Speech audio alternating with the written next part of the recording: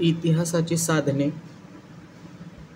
आज आपण भाग दुसरा अभ्यासणार आहोत. राहिलेले प्रश्न आपण आत्ता घेण्याचा प्रयत्न करत आहोत. प्रश्न 31वा. खालीलपैकी कोणते इतिहासाचे लिखित साधन नाही? बघा, नाही विचारलंय. नाही तर लिखित विचारलेला, बरोबर आहे का नाही?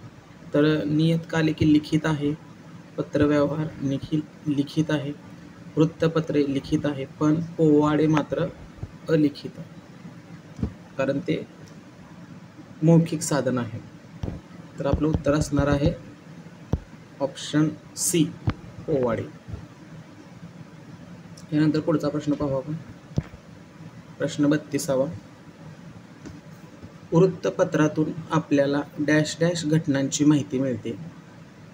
तर आपल्याला कशाची माहिती मिळते? तर समकालीन घटनांची आपल्याला माहिती मिळते.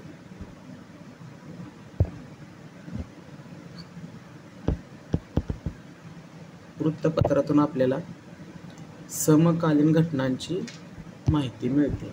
ऑप्शन बी. त्यानंतर प्रश्न 32वा.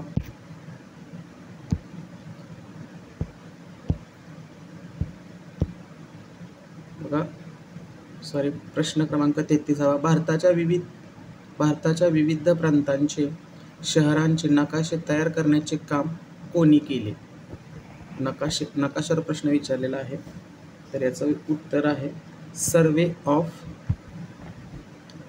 इंडिया. सर्वे आहे, सर्वे झाले तर सर्वे आहे. यानंतर प्रश्न पुढचा. प्रश्न 34वा. खालीलपैकी कोणते इतिहासाचे मौखिक साधन नाही? तर मुलाखत मौखिक आहे, स्मृतिगीते मौखिक आहे, पोवाडा मौखिक आहे, तर नकाशा मात्र मौखिक नाही, तो लिखितमध्ये येतो.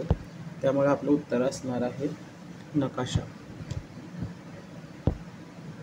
पुढे प्रश्न 35वा. लोकांमध्ये प्रेरणा, चैतन्य निर्माण करणारे ऐतिहासिक साधन कोणते? असं कोणतं साधन आहे त्यातून प्रेरणा, चैतन्य निर्माण होते? असे साधन कोणते? तर पोवाडे हे आपलं उत्तर आहे.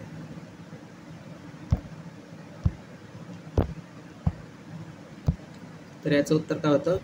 पोवाडा. यानंतर प्रश्न पुढचा 36वा. छायाचित्र हे इतिहासाचे कोणते साधन आहे? तर छायाचित्र हे इतिहासाचे दृक साधन आहे. कोणतं साधन आहे? तर दृक. ऑप्शन क्रमांक 4 डी आपलं उत्तर आहे. यानंतर प्रश्न 37वा. ध्वनी मुद्रिका हे इतिहासाचे कोणते साधन आहे? तर ध्वनी मुद्रिका हे इतिहासाचे श्राव्य साधन आहे.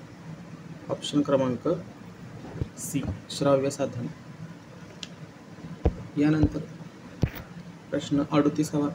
खालीलपैकी कोणते साधन इतिहासाचे दृक श्राव्य साधन आहे? तर सोपा प्रश्न आहे हा. याचे उत्तर आहे चित्रपट.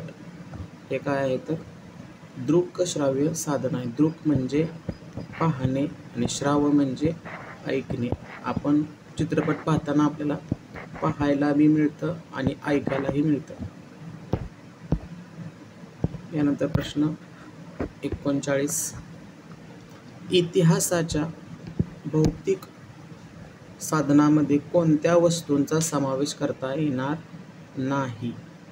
बघा, भौतिक साधनामध्ये असा प्रश्न आहे. भौतिक साधन कोणत्या वस्तूंचा समावेश करता येणार नाही? नाही हा शब्द आहे भौतिकमध्ये. नाही तर बघा, वास्तू हो येणार आहे, पुतळे येतात, पदके येतात, पण पोवाडा हा भौतिक नाही. तर हा कसा आहे? तर मौखिक आहे.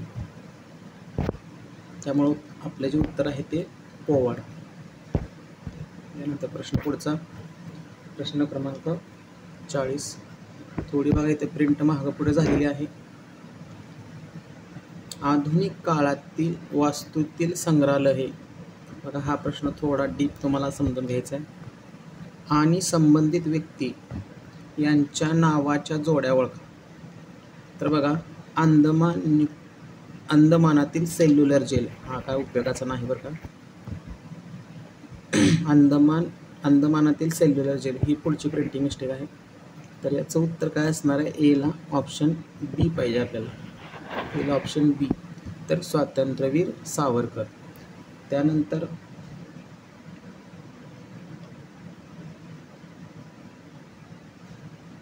दोन नंबरला मुंबईतील मनी भवन या ठिकाणी आपल्याला काय पाहायला मिळते? तर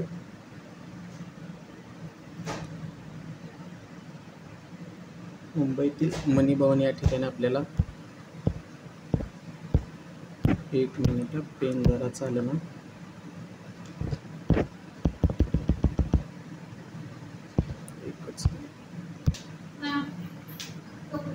अंदमानातील सेल्युलर जेल यासाठी ऑप्शन कोणता आहे? तर बी. तर बघा एक नंबरला बी असलेला ऑप्शन आपल्याकडे एकच आहे, ते म्हणजे 1. त्यानंतर आपण 2 नंबरला क आहे का बघा. 2 नंबरला क मुंबईतील मनी भवन. तर या ठिकाणी याचं उत्तर बरोबर आहे महात्मा गांधी. त्यानंतर 3 नंबरला काय आहे? वर्धा येथील पवनार आश्रम हे कुठं आहे? तर विनोबा भावेंसाठी आहे संबंधित व्यक्ती. आणि सालार जंग संग्रहालय कुठं आहे? तर नवामीर. हे आपले उत्तर असणार ऑप्शन क्रमांक 1. त्यानंतर प्रश्न पुढचा, खालीलपैकी कोणती माहिती वृत्तपत्रामधून मिळत नाही असा प्रश्न या ठिकाणी. तर समकालीन घटना पाहायला मिळतात. घटनांचे सखोल विश्लेषण पाहायला मिळतं. घटनावरील विविध मते. बरोबर आहे. त्यामुळे आपलं 1 ते 3 हे ऑप्शन असणार आहे ऑप्शन क्रमांक 4.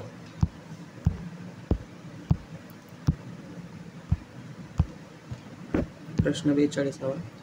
खालीलपैकी कोणते वृत्तपत्र स्वातंत्र्यपूर्व काळातील नाही हा शब्द आहे की स्वातंत्र्यपूर्व काळामध्ये यापैकी कोणते वृत्तपत्र नव्हते, म्हणजे पेपर नव्हता? तर अमृत बाजार होता, ज्ञानप्रकाश होता, नवा काळ पण होता. पण नसणारा कोणता आहे? तर पुढारी हा स्वातंत्र्यानंतर चालू झालेला आहे. यानंतर प्रश्न पुढचा, खालीलपैकी कोणते वृत्तपत्र डॉक्टर बाबासाहेब आंबेडकर यांच्याशी संबंधित नाही?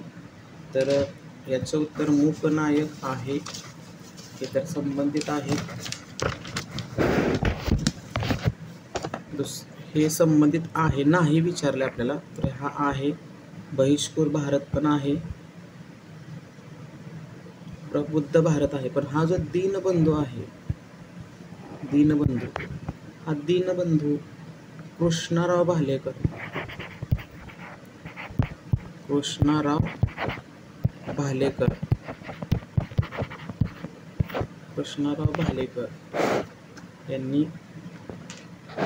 यांच्याशी संबंधित आहे.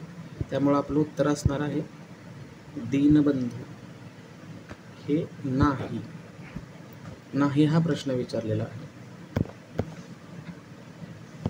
त्यानंतर प्रश्न पुढचा, प्रश्न 44. इतिहासाच्या साधनामधील डॅश डॅश साधने आधुनिक तंत्रज्ञानावर आधारित आहेत. तर कोणते आहेत? तर दृकश्राव्य.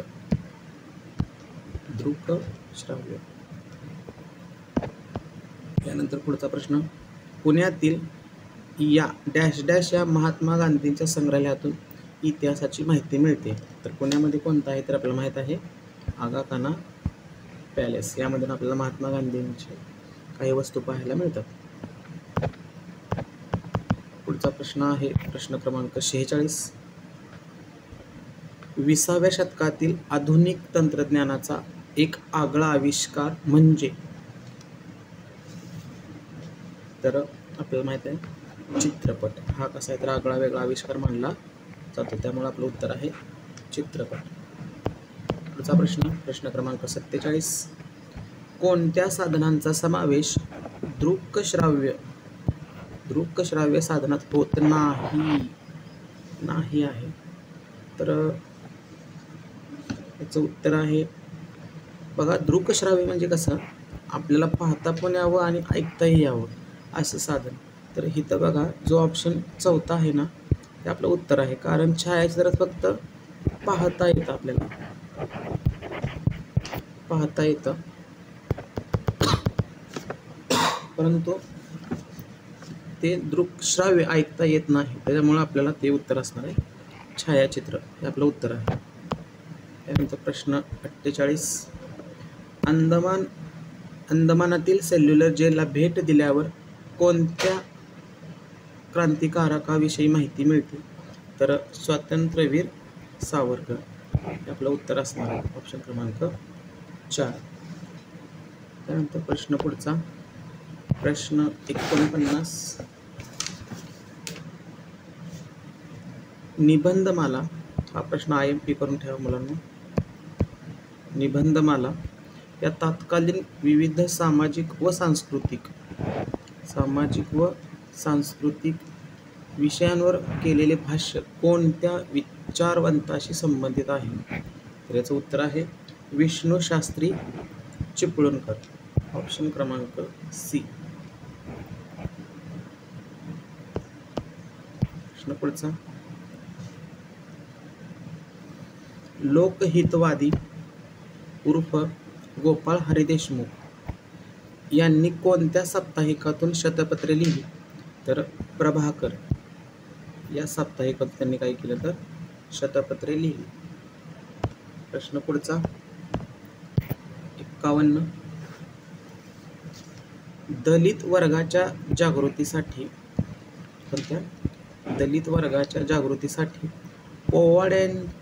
पोवाड्यांची रचना करून सादरीकरण कोणी केले असा प्रश्न आहे. तर याचं उत्तर काय आहे तर सत्यशोधक समाजाने.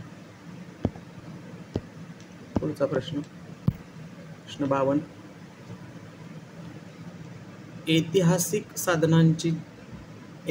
साधनांचे जतन केल्यामुळे इतिहासाचा समृद्ध वारसा आपल्याला डॅश डॅशकडे सोपविता येतो, तर भावी पिढीकडे, पुढच्या लोकांना त्याची काय होणार तर माहिती होणार आहे. त्यानंतर पुढचा प्रश्न क्रमांक 53. खालीलपैकी कोणत्या ठिकाणी भेट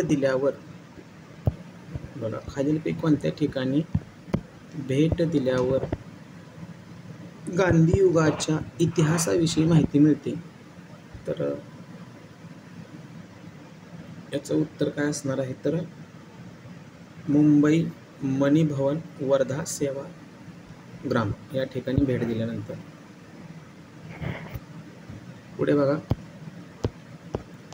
पुढचा प्रश्न क्रमांक 54. कशामुळे आपल्याला त्या काळातील राजकीय, सामाजिक, आर्थिक, सांस्कृतिक घडामोडींची माहिती मिळते? तर कशामुळे तर वृत्तपत्रांमुळे. यामुळे आपल्याला काय मिळते तर राजकीय, सामाजिक आणि आर्थिक, सांस्कृतिक घडामोडींची माहिती मिळते. यानंतर प्रश्न क्रमांक 55. ब्रिटिशांनी स्थापन झालेल्या किंवा केलेल्या कोणत्या विभागाने, या ठिकाणी विभाग विचारला, कोणत्या विभागाने विविध प्रांतांचे, शहरांचे शास्त्रशुद्ध पद्धतीने सर्वेक्षण करून नकाशे तयार केले? तर कुठले तर सर्वे ऑफ इंडिया. उत्तर काय आहे सर्वे ऑफ इंडिया. नंतर प्रश्न पुढचा, खालीलपैकी कोणते लिखित साधन नाही? पुन्हा विचारलंय नाही, लिखित नाही. तर पोवाडे लिखित नाही, कारण हे मौखिक साधन आहे. पुढे प्रश्न आपला हा प्रश्न शेवटचा आहे आणि या शेवटच्या प्रश्नानंतर आपला संपूर्ण धड्यावरती जे काही प्रश्न तयार करता येतील तेवढे सर्व तयार केलेत आणि तुमच्यापर्यंत पोहोचवण्याचा प्रयत्न केलेला आहे. यानंतर तुम्ही टेस्ट सोडवा जेणेकरून तुम्हाला त्याची चांगली प्रॅक्टिस करता येईल. तर बघा शेवटचा प्रश्न काय, खालीलपैकी कोणते एक मौखिक साधन नाही. पुन्हा नाही प्रश्न आहे, मौखिक साधन नाही. तर याचं उत्तर आहे चरित्रे, कारण हे लिखित साधन आहे चरित्र, बाकी सर्व मौखिक साधन आहेत. या ठिकाणी आपला हा पहिला युनिट व त्याचे सर्व काही प्रश्न आपण सोडवण्याचा प्रयत्न केलेला आहे. यानंतर आपण लगेच किंवा पुढच्या पाठात आपण दुसऱ्या पाठाचा आपण प्रश्न उत्तर पाहूया. ठीक आहे, थँक्यू.